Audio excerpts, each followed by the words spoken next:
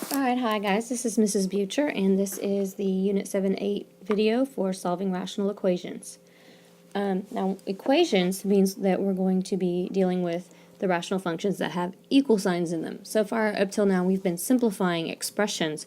Now we're going to put some equal signs in there, and we're going to start solving for x. So the first thing we want to talk about is when there's one fraction on each side of an equal sign. And you've done this before, that's where you cross multiply. So let's practice a couple of those. Okay, we have 5 over 2x equals 1 over x plus 3. So we're going to cross multiply. That means we're going to multiply the 5 times x plus 3, put the equal sign, and then we're going to multiply the 1 times the 2x. So when I distribute my 5, I have 5x plus 15, and 1 times 2x is 2x.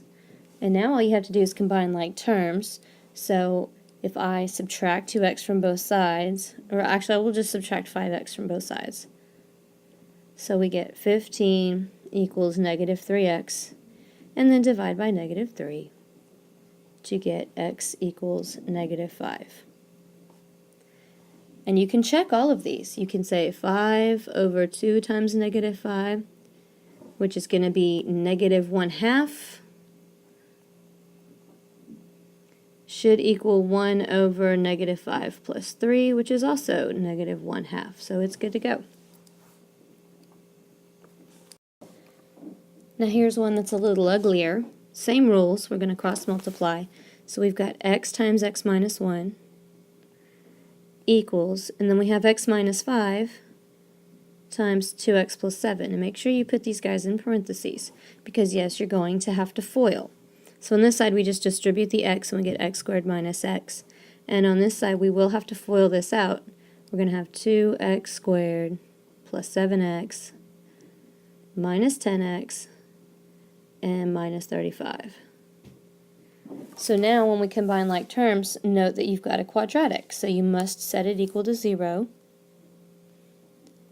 And I'm going to take away 1x squared from the 2x squared, and I get x squared. I have 7x minus 10x is negative 3x, and then I'm going to add another x to that side, so I have minus 2x, and then I have the minus 35. And then solving quadratics, remember we have many options. We have factoring. There's the bell. We have factoring. We have the quadratic formula, which you may have to use sometimes. You could do completing the square. You have options. In this case, there are multiples of negative 5 that add to negative 2. That would be x minus 7 and x plus 5. So factoring is a pretty quick way to solve this, because that means x equals 7 and negative 5. And then if you go back and check it, you can see that, yeah, both of those actually work. Okay, now we're going to see what happens when we have more than one fraction on one side of the equation. So here we have a subtraction problem, 6 over x minus 7x over 5 equals x over 10. And that means that what we're going to have to do, and I'm going to put this in writing so you can write it down, is we're going to multiply the entire equation by the common denominator over 1. So for this one, our denominators are x and 5 and 10. So our lowest common denominator is going to be 10x, because 5 does go into 10. So I'm going to multiply every single thing in this equation by 10x over 1. That means you have to distribute it to all the pieces. So if I multiply 6 over x times 10x, and then I have minus 7x over 5 times 10x equals x over 10 times 10x. I'm just not putting the 1, because you guys know that's understood. Then what I have here is 6 times 10 times x divided by x. These x's cancel, and I have 60. 7x times 10 divided by 5. 10 over 5 is 2, so that's 14x squared. And x times 10x and then divided by 10, that's just x squared. So I have 60 minus 14x squared equals x squared. So this is a quadratic. We don't have to set this one equal to 0. because we can combine like terms. 60 equals 15x squared. 60 divided by 15 is 4, so 4 equals x squared. Just remember, when you take the square root of something, you always put plus or minus. So plus or minus the square root of 4, which is 2. And here is our solutions. We have 2, positive 2 and negative 2. Both of those would work, and you can go back, plug them in, and check them to see if they will really work. Okay, here's another one. 6 over x minus 5 equals 3 over x plus 1. And for some of you, if you feel better about it, put that 5 over a 1. So our lowest common denominator is going to be x and x plus 1. That means I need to multiply all 3 pieces times x plus 1 over 1. So I have 6 times x plus 1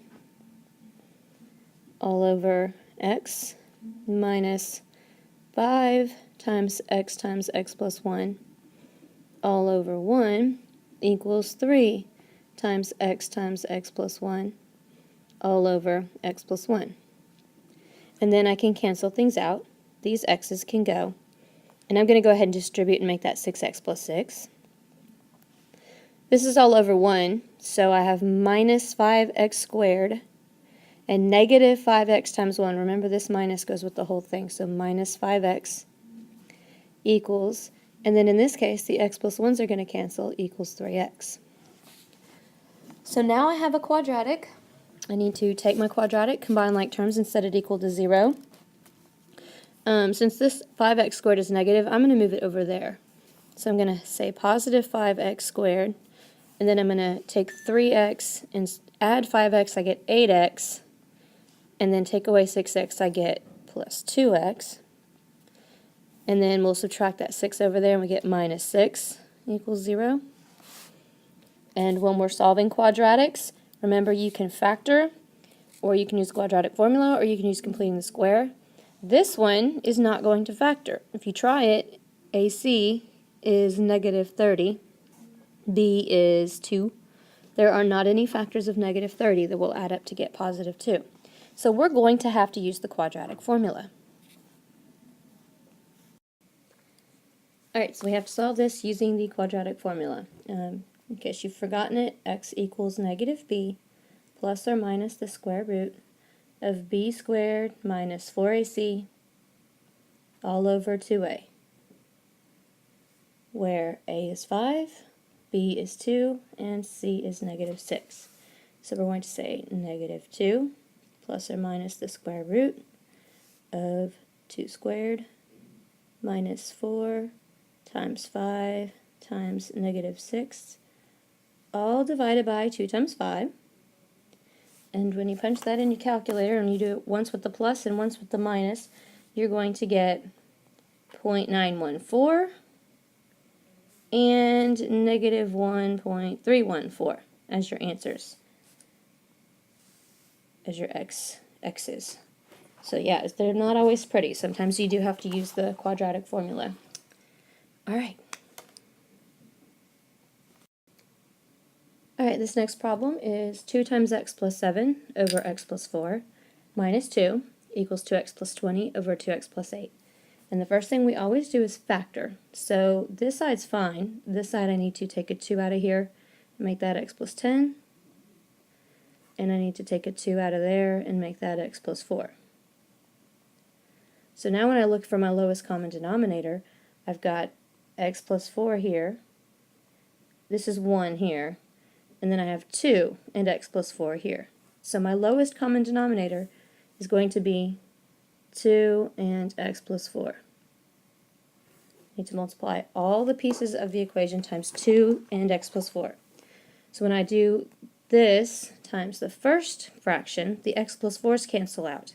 And then I'll have the 2 and the x plus 7 and the other 2. That gives me 4 and x plus 7.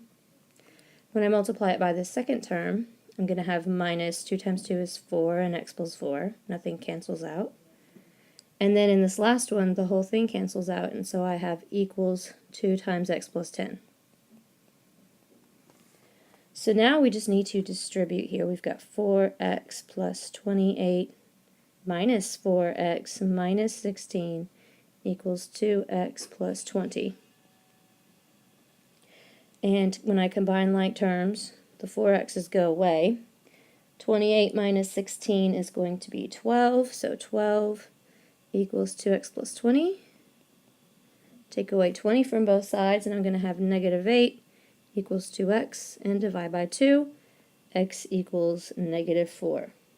Now, remember I've mentioned before, we've got to check and make sure that it works. You don't have to check it on paper, but what you do have to do is go back to the original problem up here that we wrote up here, and make sure that if you plugged a negative 4 in for x, that it would not make your denominator 0. But if I put a negative 4 right there, then I would have negative 4 plus 4, and that equals 0, and you're not allowed to divide by 0. So that makes this an extraneous solution, and that means it doesn't work. There's nothing else that will work. The answer is no solution. So really all you have to do is look at your denominators and say, okay, my x is negative 4. Do I have any x plus 4s? Yes, I do, so it's out. All right. Okay, this last example is a complex fraction, fraction in a fraction, and then we say equals 2. So remember the rules. We're going to simplify the top, which is already simplified. Then we're going to simplify the bottom. So we need to add 1 over x plus 2 over x, and then we will flip and multiply, and then after that we will solve. So in order to make these denominators common, I need to multiply top and bottom here by x, and top and bottom here by x plus 2. So that gives me x plus 2x. I'm going to go ahead and distribute my 2 and get plus 4, which is 3x plus 4, over my common denominator, x times x plus 2. So that's simplified. That's the denominator. Now I'm going to take the numerator, 2 over x plus 2, times the reciprocal of this, x and x plus 2 over 3x plus 4. So that means these x plus 2's will cancel out, and I have 2x over 3x plus 4. But we've got to remember that we're equaling 2 here, so equals 2. So now, since it's just one thing equals one thing, I can cross multiply this, and I get 2x equals 6x plus 8, and 2x minus 6x is negative 4x equals 8, so x equals negative 2. And then, like I said in the last problem, you take that and you look back at the original problem. If x equals negative 2, then x plus 2 is going to be a factor that won't work. And we do have that in two different denominators. So x equals negative 2 is not going to work. That solution is extraneous. It's extra. It's not really real. And the answer to the problem, the solution is no solution. You write no solution. And of course, when I'm grading these, like on the test or a quiz or whatever, I have to see all this work. I have to see you getting the x value that is extraneous and then figuring out that it won't work and then writing no solution. If all you have on the paper is no solution, you will not get any credit. Anybody can guess no solution. All right, and that's the end of this video, so you guys have a good night.